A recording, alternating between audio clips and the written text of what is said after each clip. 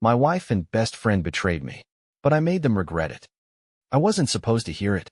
It was a random Tuesday, and I was driving home from work, exhausted from another mind-numbing day at the office. My wife's car had been acting up, so I'd taken it instead of mine. That's when it happened. My phone auto-connected to the car's Bluetooth. And that's when I heard their voices, her voice. His voice that I didn't react at first. Just blinked at the road ahead, listening in confusion. Maybe it was a mistake. Maybe my phone was playing an old voicemail or something. But then I heard it. Once he signs the house over for the tax benefits, we'll have everything we need to start our new life without that pathetic fool. They laughed. Both of them. I felt my whole body go cold. My wife. My best friend. Planning to destroy me. To use me. To take everything I had built. Everything I thought we shared. And throw me away like garbage. The car kept moving, but my mind was frozen. My grip tightened on the wheel. My heart pounded in my ears. I wanted to scream. I wanted to swerve into the nearest pole just to stop feeling this unbearable weight crushing my chest. Instead, I took a slow breath. Then another. I couldn't react. Not yet. Because if they thought I was just some clueless fool, I could use that. So I did. For the next 9 days, I was the perfect husband. I kissed her goodnight, held her close, told her I loved her.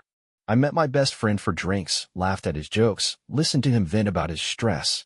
Every moment was torture, but I didn't flinch. I needed time. I needed a plan. And this morning, that plan went into motion. When my wife woke up, I was already gone. I left nothing behind, no note, no message, nothing. By the time she realized what was happening, it was too late. My phone started vibrating. 1 missed call. Then 5. Then 20. By the time I checked, there were 42 missed calls. And that's when I smiled for the first time in days. I sat in my car, watching the screen light up over and over. Her name. His name. Unknown numbers. I didn't answer. Instead, I leaned back and exhaled slowly, letting the moment sink in. 9 days of pretending. 9 days of acting like the loving, clueless husband. 9 days of swallowing the bile rising in my throat every time she smiled at me, kissed me, touched me. Every time he texted, saying, "We should catch up soon, bro." Now, the game was over. And they knew it. I checked my bank account. Every dollar had been moved. The house? No longer in my name. The car she loved so much? Gone. Every single tax benefit she and my so-called best friend had been counting on? Disappeared like smoke. I wasn't just leaving them. I was erasing myself from their lives. The phone kept ringing. I let it. I let them panic, let them stew in the uncertainty, let them feel the weight of what they had done. I imagined her pacing our empty house, realizing my clothes were gone, my belongings vanished. I imagined him cursing under his breath, checking his bank account, and seeing nothing. Then, finally, I picked up. Not her call. Not his. A different one. A call I had been waiting for. "Mr. Carter?" The voice was smooth, professional. "Everything has been finalized. You're officially no longer tied to the property. Your new residence is secured, and the accounts are set up as requested." I smiled. Perfect. Now, it was time to watch them burn. I turned off my phone. Not because I was scared. Not because I had doubts. But because I wanted them to suffer in silence. Let them wonder. Let them spiral. Let them feel the weight of their betrayal crashing down on them like a tidal wave. I checked into a hotel under a different name, paying in cash. No digital trail. No way for them to track me. I was a ghost now. By the time I turned my phone back on hours later, the chaos had escalated. 56 missed calls. 112 unread messages. I scrolled through the texts, my stomach twisting, not from pain, but from satisfaction. "Baby, where are you? I woke up and you were gone. Please call me. I'm scared." "Okay. I know you're mad at me. Let's just talk, please. Why is the house not in your name anymore? What did you do?" I smirked. Oh, now she was scared? Then I saw his messages. "Dude, whatever you think is happening, it's not what it looks like. Bro, we need to talk. This is a huge misunderstanding. Call me now. *T is hitting the fan." I let out a slow breath. This was just the beginning. Then, another message popped up. One I didn't expect. "Mr. Carter, we need to speak. Urgently." I froze. This wasn't them. This was someone else. And suddenly, I realized there was one thing I hadn't planned for. Something was about to change. And I had no idea what was coming next. I stared at the unknown number. For a moment, I thought it was just another trick, maybe my wife, maybe my ex-best friend, trying to get through to me with a different phone. But something felt, Off. I hesitated, then typed. Who is this? The reply came instantly. I work with your wife. We need to talk. Now. My stomach dropped. Her work? I debated ignoring it, but curiosity got the better of me. So I called. A woman answered on the first ring. Her voice was sharp, urgent, like she knew something I didn't. She's been lying to you about more than just the affair, she said. And if you don't listen to me, you might be in serious trouble. I sat up straighter. What are you talking about? The line went quiet for a second. Then, do you have any idea what she's been doing with your name? My name? I felt a slow, creeping dread crawl up my spine. Because up until now, I thought I had everything under control.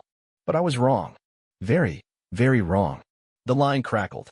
She's been using your name for months, the woman said. Fake documents, financial moves, things you probably never even noticed. But trust me, if you don't act fast, you're about to take the fall for something huge. My grip on the phone tightened. Be specific. She exhaled sharply. Look, I work in the same firm as your wife. For a while, I thought she was just shady with office politics, but then I saw something I couldn't ignore. A pause. Your signature. My heart pounded. What do you mean? She forged your name on loans, business deals, and even government documents. She's been setting you up as the fall guy while she moves money under the table. If someone starts investigating, you're the one who'll take the blame. My mind raced. No, that's impossible. I always handled our finances. I kept track of everything. But then I thought back. Those times she casually said, "Oh, don't worry, I already signed that for you." The random papers she'd slip in front of me with, just a quick signature, babe. Nothing big. The accounts I had stopped checking because I was too busy. She played me. Again. And I never saw it coming. I swallowed hard. How do you know all this? Because she's panicking right now, the woman said. She's shredding documents, deleting emails. And guess what? The company is already under investigation for fraud. The air in the room felt thick. My chest tightened. She's getting ready to run, the woman said. And if she does, you'll be left holding the bag. My phone buzzed. Another message from my wife. Baby, we need to talk. Now. She knew. She knew that I knew. And now, it was a race. Would I take her down first? Or would she make me disappear before I had the chance? I sat there, gripping my phone so tightly my knuckles turned white. My wife, no, that woman hadn't just betrayed me. She had built a ticking time bomb with my name on it. And now, with her scam falling apart, she was scrambling. I checked the time. 4:42 p.m. If she was destroying evidence, that meant she wasn't running. Not yet. I still had a window. I took a deep breath. Tell me everything you know. The woman on the phone hesitated. Look, I'm risking a lot by calling you. But I've seen the reports. If this goes public, they'll pin it all on you. Your accounts, your name, it's everywhere. But she won't take the fall. She's too smart for that. Where is she now? I asked. She left the office an hour ago, she said. And from what I heard, she's meeting someone. A slow chill crept up my spine. There was only one person she'd be meeting right now. My best friend. The one she planned to build a new life with. My blood boiled. They still thought they were ahead of me. They still believed I was clueless, drowning in heartbreak. They had no idea I was already 10 steps ahead. I stood up, grabbed my keys, and headed for the door. I appreciate the call, I said. But don't worry. I'm about to end this. The woman hesitated. Just be careful. Click. I tossed my phone onto the passenger seat and floored the gas pedal. Destination. The last place they'd expect me. I wasn't going to beg for answers. I wasn't going to demand an explanation. I was going to watch their entire world collapse. And I was going to make sure they knew exactly who did it. The city blurred past as I drove, my mind razor sharp, my pulse steady. No more shock. No more pain. Just cold, calculated focus. The restaurant. The same overpriced place where she once bragged about networking with important people. The same place where I had paid for her and him more times than I could count, thinking I was being the generous husband. Tonight, they were meeting without me. I parked across the street, engine running.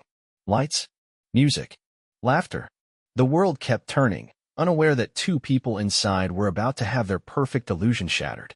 I stepped out, adjusting my jacket. Walked through the entrance like I belonged there. Because I did. I had paid for this life, after all. Then, I saw them.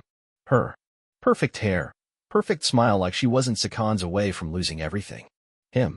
My best friend, laughing like a man who still believed he had one. They were mid-toast, glasses raised.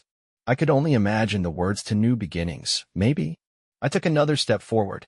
And then I stopped. Not because I was hesitating. Not because I was afraid. But because I saw who else was with them. A third man. Expensive suit. Polished watch. The kind of powerful presence that made waiters nervous. I knew that face. Because he wasn't just anybody. He was a federal investigator. And just like that, I understood. She wasn't running. She was flipping the script. And now, she was about to sell me out. I exhaled slowly, grinning to myself. Oh, sweetheart. You thought you were playing chess? You have no idea what's coming next. I stood there, watching them from across the restaurant. My wife. My ex-best friend. And now, a federal investigator. She wasn't panicking. She wasn't hiding. She was making a deal. I could see it in the way she leaned forward, speaking in hushed tones. In the way she smiled, charming, calculated. In the way my best friend sat stiff, glancing around like he expected someone to grab him at any moment. She was flipping the story. She was turning me into the villain.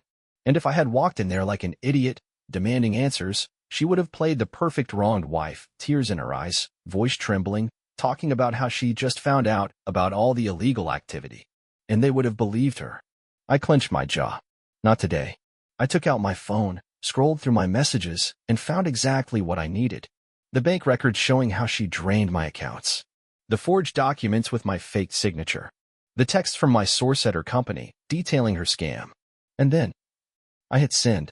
Message sent to the federal investigator sitting at her table. I watched as his phone buzzed. Watched as he frowned, picking it up. Then, I turned and walked out. I didn't need to hear what happened next. Because I already knew. She had spent months setting me up as the fall guy. I just turned the tables in seconds. And in a matter of minutes, she'd realize she was the one trapped. I walked back to my car, calm, steady. Behind me, I could already hear the shift in the restaurant chairs scraping, voices rising, confusion setting in. She thought she had won. She thought she had me cornered. But now, she was sitting across from a federal investigator reading undeniable proof evidence of her fraud, her forged signatures, her stolen money. And she had nowhere to run. I slipped into the driver's seat, rolling down my window just enough to hear her voice. What is this? She stammered. The investigator's tone was sharp, firm. Mrs. Carter, these records say otherwise. My best friend's voice cracked. Wait, what's going on? He had no idea. She never told him the full story. And now, she was scrambling. I don't know where that came from, she tried to say. This is a setup. My husband is trying to frame me. A pause. Then the investigator's voice, dead serious. Ma'am, we're going to need you to come with us. Silence. Then, the sound of cuffs clicking. I closed my eyes and smiled. For 9 days, I played the perfect fool. For 9 days, I let them believe they had won. And now, in less than 9 minutes, I had destroyed them. I turned the key in the ignition, watching through the rearview mirror as they dragged her outside, her face pale, her eyes darting around desperately. Then, just as they shoved her into the black SUV, she saw me. Her lips parted. Her eyes widened. And I just sat there, completely at peace, watching her world crumble into dust. She had spent months planning my downfall. Turns out, she was just building her own. And I didn't even have to lift a finger. Just let karma do its job. The moment she was shoved into the SUV, I exhaled, letting every last ounce of tension drain from my body. It was over. No more lies. No more betrayal. No more pretending. My phone buzzed. A message from my contact at her company. She's done. They're pulling every file. The feds are all over this. She won't see daylight for a long time. I leaned back, watching as my ex-best friend stood outside the restaurant, his face twisted in shock, his hands shaking as he fumbled for his phone. Dude, what the hell just happened? Call me. I smirked. Not a chance. By the time he realized his new life with her was gone, she'd already be sitting in an interrogation room, facing a mountain of evidence. I didn't need revenge. I didn't need to scream, or fight, or destroy them myself. They did it to themselves.